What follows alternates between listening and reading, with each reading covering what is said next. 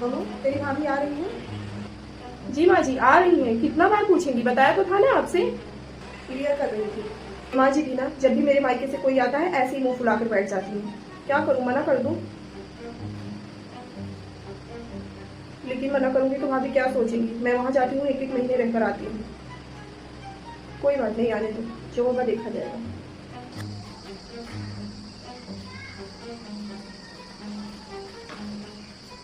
खुश रहो, बैठो।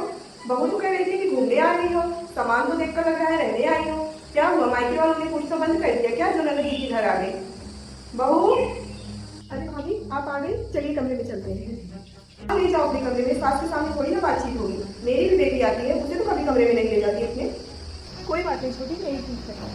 भाभी आप थक गई होगी, पहले लस्सी पीजिए। सब कैसे हैं भाभी? माँ बाबूजी भैया? माँ बाबूजी तेरे भैया सब ठीक है। भाभी अपना बैग लाइए, मैं अपने कमरे में रहूँ। आप हाथ मुंह धो लीजिए, मैं आपके लिए खाना लगा दूँ। ये बैग मेरा नहीं है, इसमें तुम्ही लोगों का सामान है। ये तुम्हारे ससुर जी और देवर जी के लिए कपड़े, ये तुम्हारे लिए साड़ियाँ, मेरे भांजों के लिए कपड़े और कुछ खिलौने हैं। ये माँ जी की साड़ी गलती से आ गई। जब पूरे परिवार को कपड़ा आया तो मेरे लिए गलती से कैसे आ गया? मेरे लिए भी तो आया होगा।